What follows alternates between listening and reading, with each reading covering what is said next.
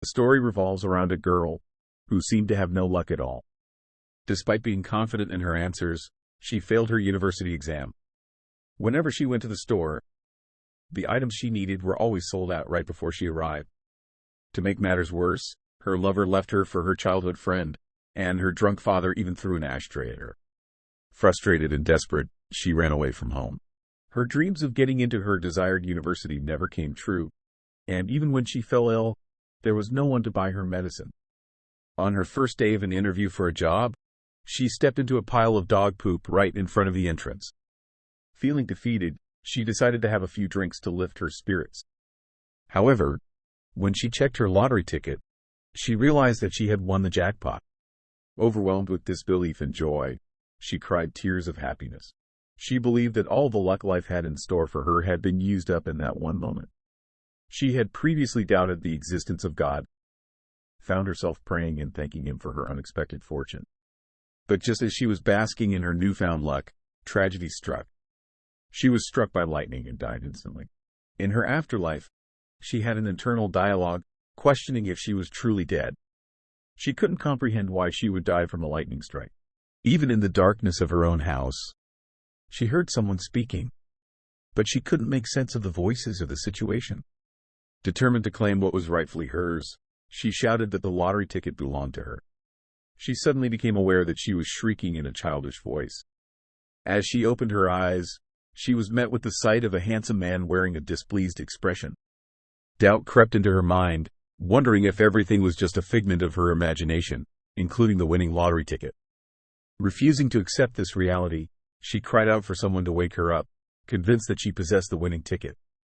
The stranger, who held her in his arms, remarked on their similar faces, his pleasant voice sending shivers down her spine. Unexpectedly, he dropped her to the ground, leaving her bewildered by the pain she felt, even if it was all just a dream. Thankfully, she landed on soft pillows, or so she thought, until she realized they were bones. Confused and desperate to escape, she crawled on all fours, perplexed by her sluggish movements. It dawned on her that she had transformed into a little girl, unsure of her exact age, whether she was 5 or 4. The origin of her long, silky hair, which she had never possessed before, remained a mystery. As the girl was being dragged somewhere, she struggled to comprehend her surroundings, realizing that it was definitely not her room.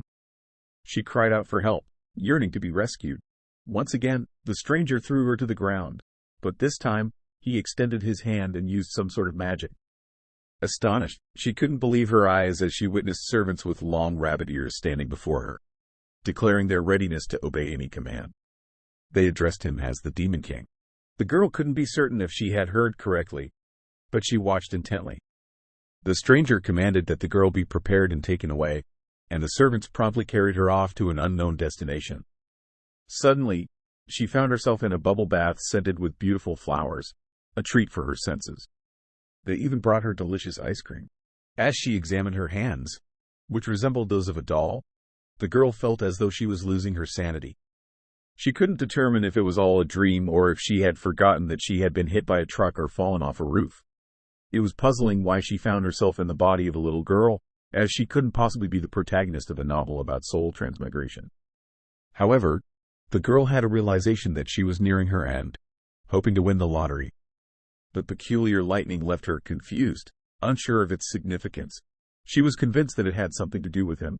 The servants with long ears asked about her well-being, making sure the water wasn't too hot and that she enjoyed their touch. She assured them that everything was fine. The girl had undergone a transformation. She gazed at her reflection in the mirror and realized she was truly beautiful. She was adorable. However, the girl didn't know where to begin in making sense of this bizarre situation. Lightning. Transmigration into a girl's body. A demon king, or talking dolls with magical ears. The dolls claimed she resembled Miss Azia, as if she had been reborn into this world. Curious, the girl inquired about Miss Azia's identity. They informed her that Miss Azia was the lover of the king, a demon named Acela. Acela was one of the most powerful sorceresses in the world, and her name alone struck fear into the hearts of many demons. She had passed away over a century ago. The girl recalled the conversations she had overheard involving the Demon King. They had mentioned that they would rather build a harem than bring Acela back to life. Someone even referred to her as a cursed woman who would bring destruction to the land. However, the girl realized that she was the reincarnation of the Demon King's love, reborn many years later. The servants asked if she was comfortable, and suddenly they were transported to a massive room. In front of her stood a throne, occupied by the Demon King himself. She didn't know if he intended to harm her or not, but she knew she had to escape as soon as possible. The servant bowed and left, leaving the girl filled with fear. She didn't want to be alone with that man, but she also knew she needed to speak with him. The girl pondered over what to say, contemplating whether to reveal that she wasn't his love or his long-deceased girlfriend. She couldn't help but think back to the lottery and her first-place win, causing tears to stream down her face. Her heart raced in her chest. The stranger continued to gaze at her, remarking on how much she resembled her. She vehemently shouted, "No," and declared that he had failed, insisting that his magic was ineffective. She warned him not to even consider attempting to harm or consume her. Continuing to yell at the stranger, she asserted that she possessed the soul of a 100-year-old individual. The Demon King raised a finger and cast a spell, causing the girl's mouth to close, rendering her unable to speak further. Finally, the Demon King spoke, revealing that he's aware her name used to be Lee. The girl was taken aback and couldn't comprehend how he knew. She realized that he had finally recognized that she was not his lover and that a completely different soul resided within her body. Fearful that he would kill her, she raised her finger once again. The girl soared through the air, drawing closer to the Demon King who stood upon his throne. She pondered, if she were to die here, if she would return to home after death. She believed that he was on the verge of ending her life. It dawned on her that she possessed the face of his lover. Deciding to exploit this advantage, she adorned the most beautiful expression she could muster. However, the Demon King's expression remained unchanged as he continued to gaze at her. The girl panicked once more, realizing that she did not want to die again. Lee couldn't comprehend why he remained silent and hoped that the power of her pretty face had worked. The Demon King stated that if the girl wished to live, she must forget her past life. Using magic, he transformed her into a beautiful princess, dressed in a pink gown and adorned with a crown. He gave her the name Luciana Lord Moon, declaring it to be her new name. She finally regained the ability to speak and seized this opportunity to plead for her survival. She agreed to be a princess and asserted her authority in this realm. The stranger continued to observe her intently. Sincerely, the girl felt elated to possess a crown. She spent an hour admiring herself in the mirror, struggling to believe that this was her reality and not a mere dream. Grappled with accepting her new life and all that it entailed, the girl, Princess Luciana, was referred to as such by the servants. They were extremely concerned about her well-being and treated her with utmost care. Luciana couldn't help but feel the weight of her newfound princess status. The other bunnies gathered around Luciana and reassured her that it was natural for her to be curious about many things, encouraging her to ask any questions she had. Curious about her surroundings, Luciana asked where they were. One of the bunnies replied that they were in the demon world of Mahamahathari, and apart from the Holy Land, all other lands belonged to King Kaon Mahana Rodman bloodline. This king had a dark past, having killed his father to claim the throne during his childhood. He had the power to conquer any kingdom and destroy it just as easily if he grew bored. Later on, he fell in love with a sorceress who had come to kill him after her death had lost all hope. Despite resistance from his ministers, he did as he pleased after his lover's death, and touched taboo territory. Luciana listened attentively and realized that the skeletons in the castle belonged to the ministers. One of the bunnies confirmed this and assured her that new ones had already been recruited, so there was no need to worry. The girl couldn't help but feel like she was trapped in a dark comedy, perhaps because she was a demon princess. Luciana came to the realization that she had been created in an attempt to bring back his beloved. The servant confirmed that ancient magic had played a role in her creation. Curious about the bunnies, Luciana asked who they were. One of them admitted that they had forgotten to introduce themselves. They introduced themselves as rabbits, and I've been calling them bunnies, Mariana's children, expressing their honor in meeting Princess Luciana. The servants informed Luciana that she could give them orders, but she was unsure of what she needed to do. They explained that her only task was to prepare for the ceremony and handed her a document filled with unfamiliar letters that she could read. The head rabbit presumed it had been because she was created through a unique enchantment. Luciana remained distressed, but it was comforting to know that she hadn't been born a commoner and only her soul had been transported to this realm. Thank goodness she hadn't transmigrated into a male body. The girl focused and began perusing the contents of the scroll, which unveiled that ancient magic possessed the capability to summon a being connected to destiny itself into this world. The beginning captivated her. Luciana realized that this being was her Luciana Rodman bloodline. Luciana, who had lost the light of love and was trapped in a world of demons. Despite everything, she could open her heart and harness the power of love. The girl didn't comprehend what it meant and refused to continue reading, even though she had already read most of it. The servants implored the princess to finish reading, stating that she would become the sole princess in the demon world. Luciana thought that she would rather be rejected for the job 20 times over than read that nonsense. She was an adult and couldn't fathom why or how she had to do all of this. They say you can get used to anything, and this madness became familiar to Luciana in just one night. Time passed, and there was only one day left until her ceremony. Throughout this time, the girl only slept and ate.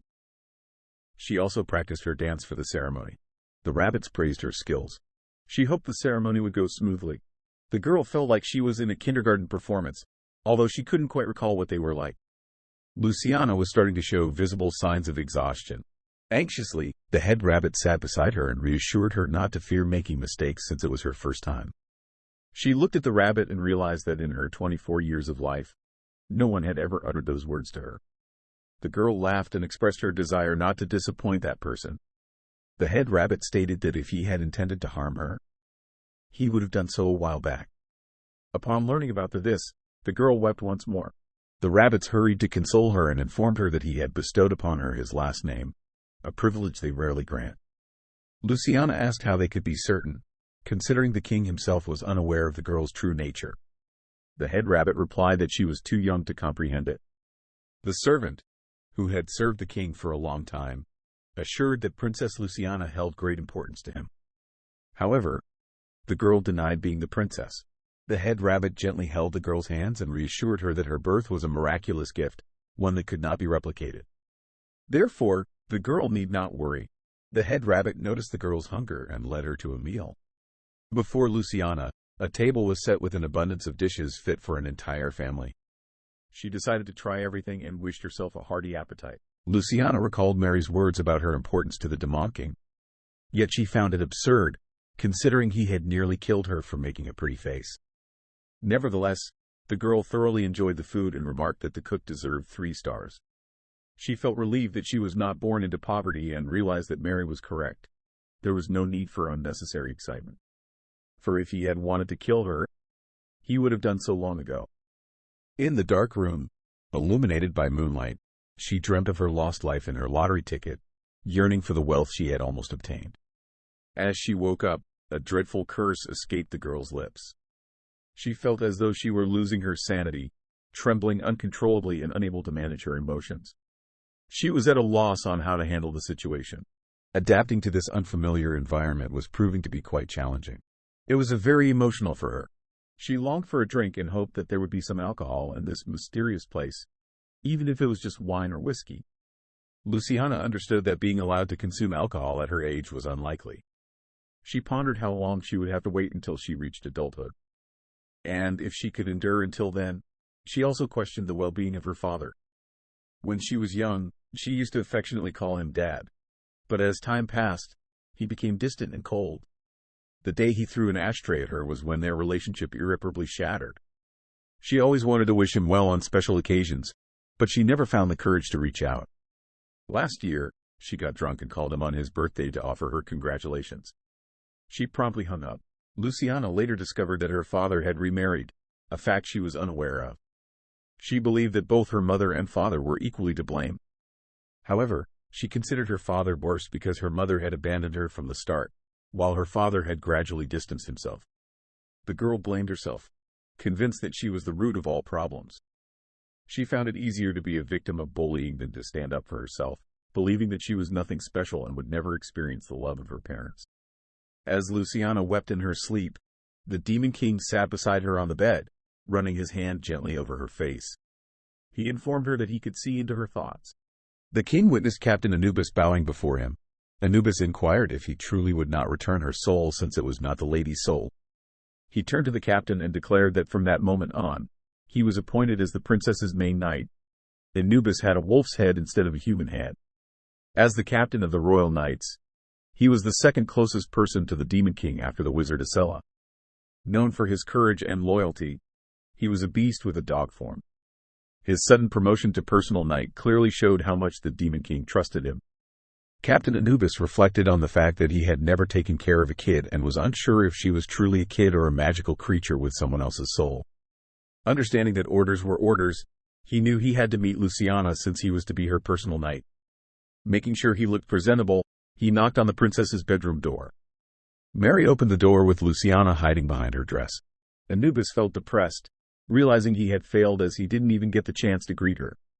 Mary explained that the princess was wary of strangers and suggested that the captain speak to her from a distance. Bowing, he introduced himself and announced that he was now her personal knight. Luciana immediately thought of having a personal knight stationed outside her room at all times and suspected the king had placed a spy on her. She was pleased with his appearance but disliked that it was the demon king's idea. Just like with the rabbits, she needed time to adjust. She pondered rejecting the king's gift and decided she would take care of him. Mary assured the princess that the knight Anubis would accompany her to the ceremony today and urged her not to worry.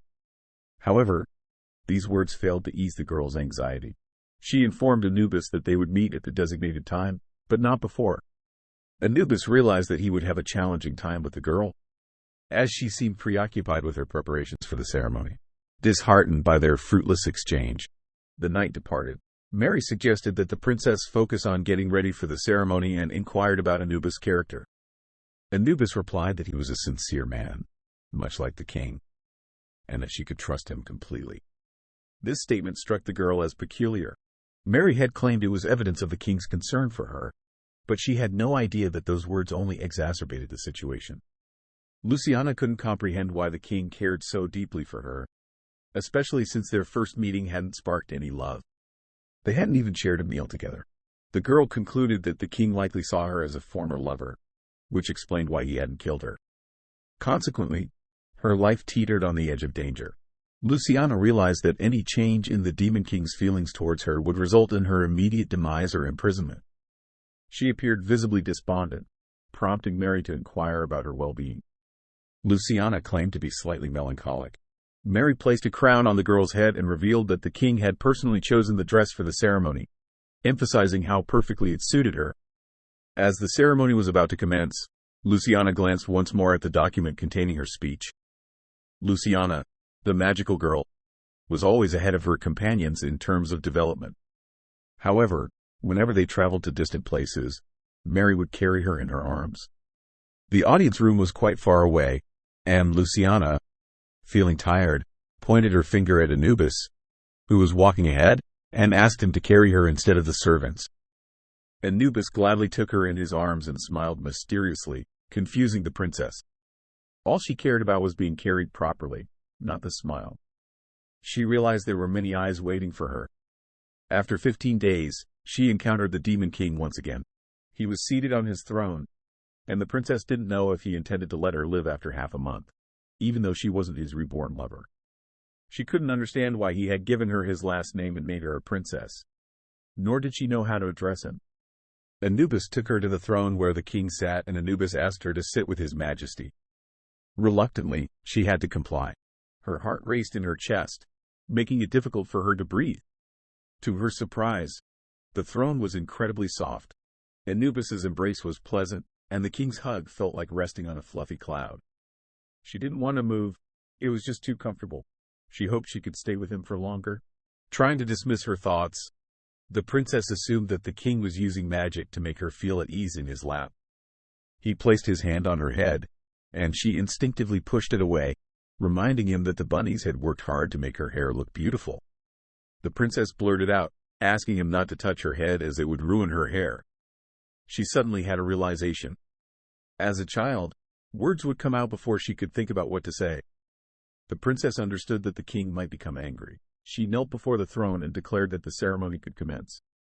Eager to learn about the ceremony and start as soon as possible, she listened as the man in front of the throne began to recite.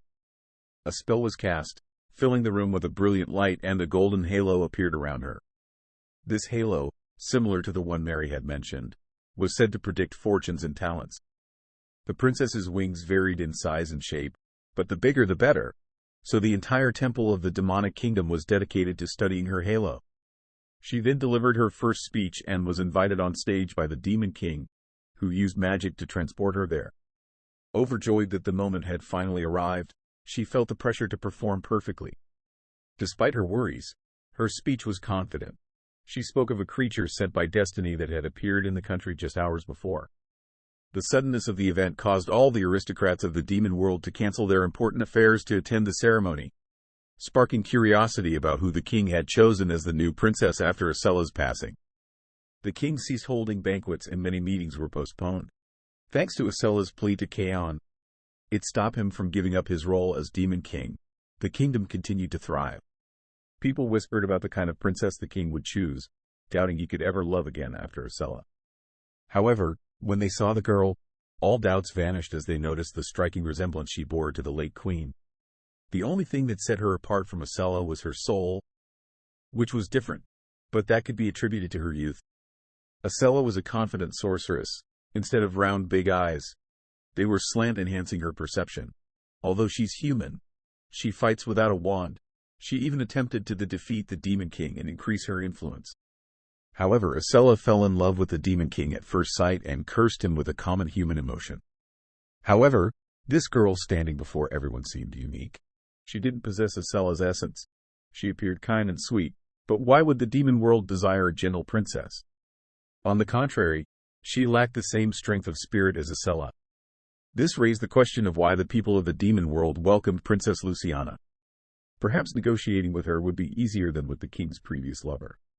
Additionally, no one wanted to confront the demon king. No one had ever seen such radiance before, similar to the king's radiance. There was also a foreboding prophecy about Acella. However, the princess concluded her speech by revealing that the girl who had lost the light of love had descended into the demonic world. Despite the challenges, she managed to open her heart and use the power of love for everyone present. The audience at the ceremony was delighted. They found Luciana to be incredibly adorable, believing it to be her magical ability. Some even exclaimed that the gifts they brought wouldn't be enough and that she could take all their fortune. Others praised Princess Luciana's beauty. Anubis informed the king that everything had unfolded according to plan. The knight Anubis carried the girl in his arms and assured her that the adults would take care of the rest. He instructed her to rest, while the princess mentally appealed to her protector, acknowledging that she may not possess Acella's soul, but she did possess an adult soul. Mary seemed to have sensed this, and the princess contemplated whether or not to confess to them. She called for Anubis and Mary. The princess confessed the complete truth. Expressing remorse for shattering their illusions, Anubis chuckled heartily, informing her that she was still a young girl. Enraged, she vehemently declared that she was not a girl, but rather a 24-year-old woman. Mary and Anubis were still laughing, while the princess felt embarrassed and desired to confess. Mary mentioned that the appropriate age for her in her world was 24, but it varied depending on the creature. The knight agreed with what the rabbit said and added that in the demon world, people had to be at least 40 years old to be considered adults. Mary also mentioned that in her kingdom, the length of one's life depended on the amount of magic they possessed.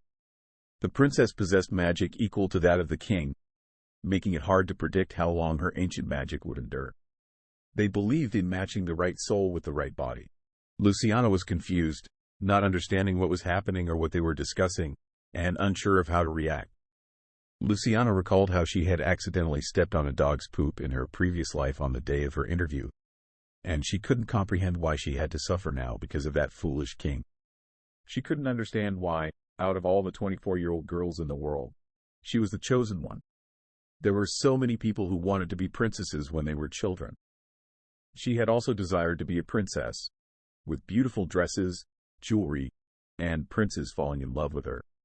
She envied all the princesses who always had a happy ending. However, Luciana didn't need all of that. She just wanted her chance, her freedom, and her own life. Mary sat down on the bed beside her. They told her that she seemed to miss her previous world and asked if she was truly happy in her past life. In her past life, she had never been the first or even tried to be. While others got back up and moved forward after falling, she remained still or retreated completely. No matter how unhappy she was, she still wanted to live. That was her strength. Anubis had advised her not to long for a life in which she didn't exist. Mary confirmed that she had been happy, to which Luciana responded that she could have been happier, but at that moment, she had been transported here. Luciana was overcome with sadness. She lay down on the bed, contemplating whether she should have pretended that everything was fine, knowing that she could never return to her old life. The thought of seeing Mary and Anubis made her feel uncomfortable. However, Mary approached her with a candle in hand and sat beside her on the bed. Luciana realized that despite being a toy, Mary's smile was incredibly genuine and it made her feel better. Mary apologized for bothering her and Anubis, but Luciana assured her that it wasn't true and that everything was fine. The next morning, Luciana woke up feeling wonderful. Mary brought her breakfast and suggested that she must have had a good dream. Luciana confirmed that it was the first time she had slept well, as she had been plagued by nightmares every night. Although she couldn't remember the details, she always woke up in a cold sweat. Insomnia had been a constant struggle for her since high school, so she was grateful for the peaceful sleep she had in this new world. Luciana asked about the menu for the day, and Mary placed a plate of pancakes in front of her. Luciana was delighted, as she had loved them the last time. The pancakes were made with butter and sweet honey, the best she had ever tasted. Mary advised her to eat slowly, as they had plenty of time ahead. Luciana had been away for so long that every day felt the same, and she had grown accustomed to this world. Once the preparations for the ceremony were complete, there was nothing else to do.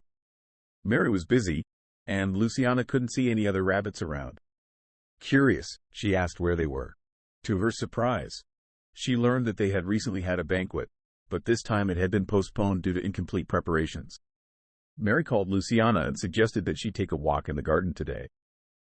He suggested that the girl relocate somewhere else and reached out his hand to her, but she quickly fled and sought refuge behind the fountain. The knight realized that the girl was still fearful of him, unsure of how to dispel that prejudice, and hoped it would fade away on its own. Anubis transformed into a dog and inquired if the princess approved of his new form. She eagerly approached him and started to inspect him. The knight remarked that most people are usually frightened by his appearance. Luciana said that dogs are cute and they are protective and that there are ugly men in the world but not ugly dogs. Anubis laughed and said that she was right. Their walk continued, only that now the princess did not want to run away. She thought that perhaps she accepted the rabbits so easily because of their appearance. Anubis asked her if she liked his canine appearance. The girl said yes and remembered a puppy she had as a child. It was a very small black puppy.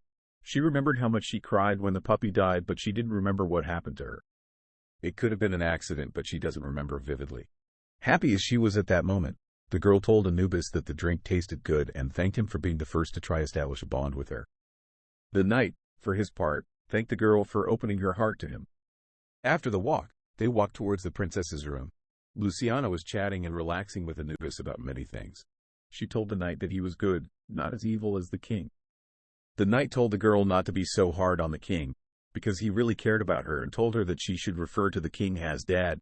It seemed strange to her, but the knight laughed and told her that it was natural since she had his last name.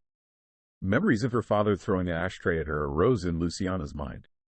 Luciana pushed Anubis's arms and screamed that she would never call him Dad and that she didn't need a dad at all because she hated dads. More than anything, Anubis couldn't comprehend. Why was her reaction so intense to such innocent words? Blood stained her lips. Anubis knelt before the king's throne and realized he had failed to protect Luciana. She was injured, and the king could easily punish him for it. However, the demon king inquired about Luciana's whereabouts and vanished instantly, leaving Anubis behind.